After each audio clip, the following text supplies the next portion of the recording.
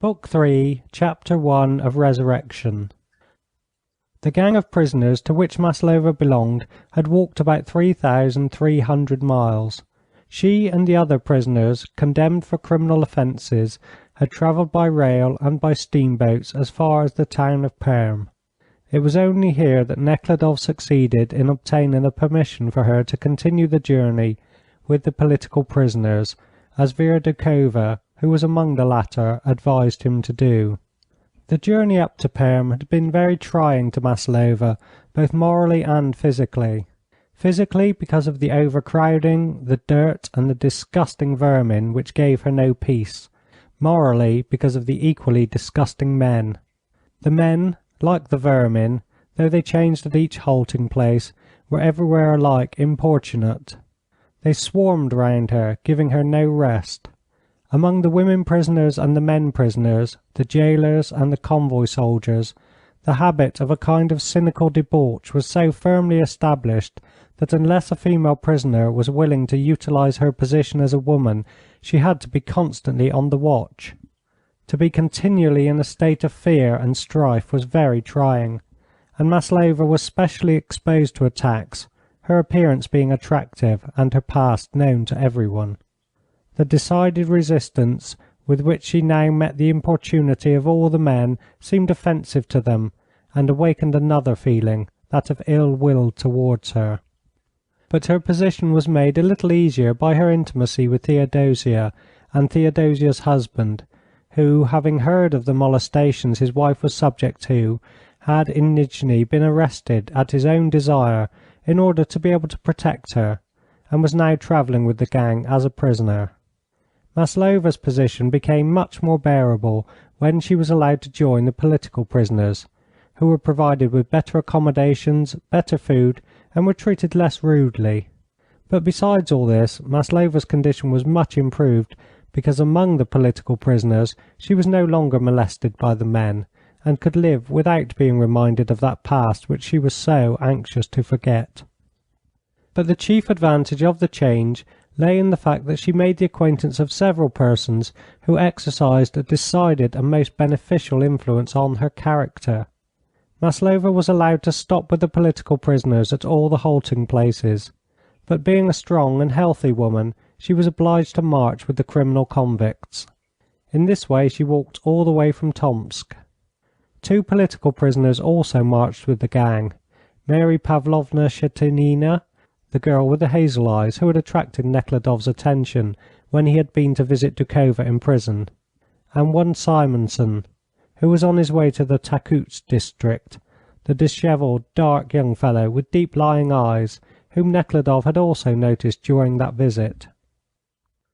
Mary Pavlovna was walking because she had given her place on the cart to one of the criminals, a woman expecting to be confined, and Simonson because he did not dare to avail himself of a class privilege. These 3 always started early in the morning, before the rest of the political prisoners, who followed later on in the carts. They were ready to start in this way just outside a large town where a new convoy officer had taken charge of the gang. It was early on a dull September morning. It kept raining and snowing alternately, and the cold wind blew in sudden gusts. The whole gang of prisoners, consisting of 400 men and 50 women, was already assembled in the court of the halting station. Some of them were crowding round the chief of the convoy, who was giving to specially appointed prisoners money for 2 days' keep to distribute among the rest, while others were purchasing food from women who had been let into the courtyard. One could hear the voices of the prisoners counting their money and making their purchases, and the shrill voices of the women with the food. Simonson, in his rubber jacket and rubber overshoes fastened with a string over his worsted stockings, he was a vegetarian and would not wear the skin of slaughtered animals, was also in the courtyard, waiting for the gang to start. He stood by the porch and jotted down in his notebook a thought that had occurred to him. This was what he wrote: If a bacteria watched and examined a human nail, it would pronounce it inorganic matter, and thus we, examining our globe and watching its crust, pronounce it to be inorganic. This is incorrect. Katusha and Mary Pavlovna, both wearing top boots and with shawls tied round their heads, came out of the building into the courtyard, where the women sat sheltered from the wind by the northern wall of the court, and vied with one another, offering their goods: hot meat pie, fish, vermicelli, buckwheat porridge, liver, beef, eggs, milk. One even had a roast pig to offer. Having bought some eggs, bread, fish, and some rusks, Maslova was putting them into her bag, while Mary Pavlovna was paying the women, when a movement arose among the convicts. All were silent and took their places. The officer came out and began giving the last orders before starting. Everything was done in the usual manner. The prisoners were counted, the chains on their legs examined, and those who were to march in couples linked together with manacles. But suddenly the angry, authoritative voice of the officer shouting something was heard. Also the sound of a blow and the crying of a child. All was silent for a moment, and then came a hollow murmur from the crowd. Maslova and Mary Pavlovna advanced towards the spot whence the noise proceeded. End of chapter 1 of book 3.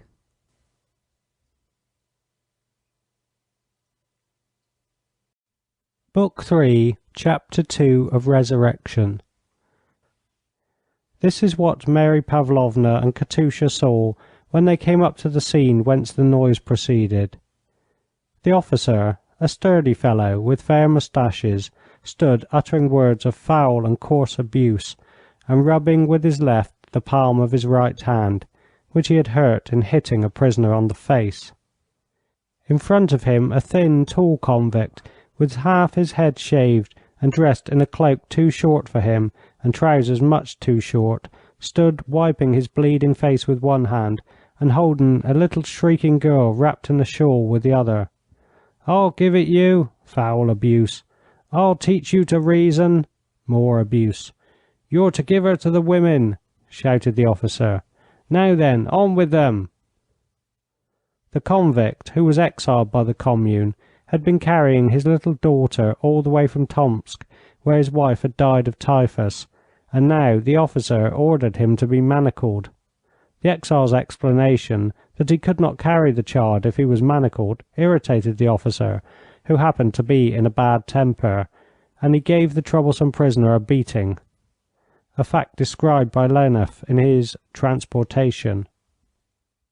Before the injured convict stood a convoy soldier, and a black-bearded prisoner with manacles on one hand and a look of gloom on his face, which he turned now to the officer, now to the prisoner with the little girl. The officer repeated his orders for the soldiers to take away the girl.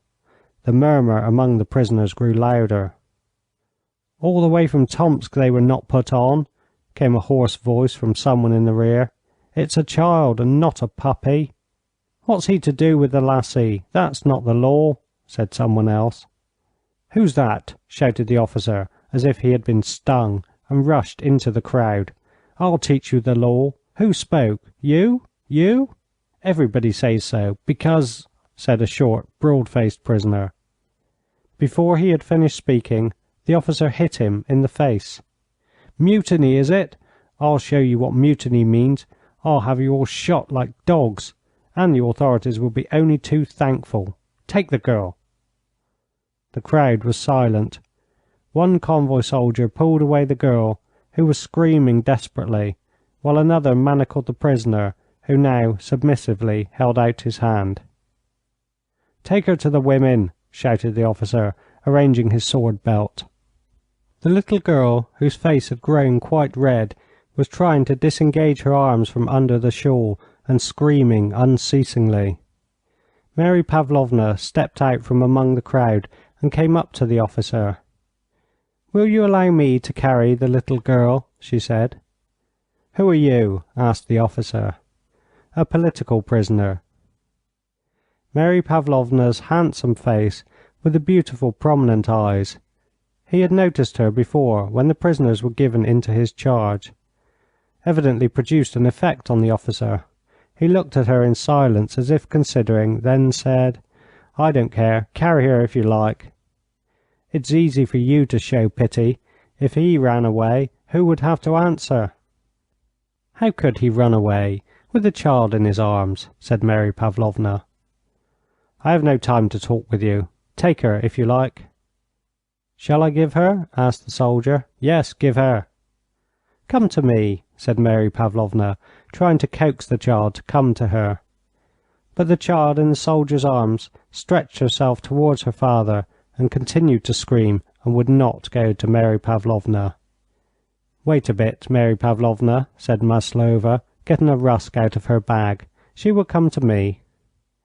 The little girl knew Maslova, and when she saw her face and the rusk, she let her take her. All was quiet. The gates were opened, and the gang stepped out. The convoy counted the prisoners over again. The bags were packed and tied onto the carts, the weak seated on the top. Maslova, with the child in her arms, took her place among the women, next to Theodosia. Simonson, who had all the time been watching what was going on, stepped with large, determined strides up to the officer, who, having given his orders, was just getting into a trap, and said, "You have behaved badly." "Get to your place. It is no business of yours." "It is my business to tell you that you have behaved badly, and I have said it," said Simonson, looking intently into the officer's face from under his bushy eyebrows. "Ready? March!" the officer called out, paying no heed to Simonson, and, taking hold of the driver's shoulder, he got into the trap. The gang started and spread out as it stepped on to the muddy high road with ditches on each side, which passed through a dense forest. End of chapter 3 of book 3.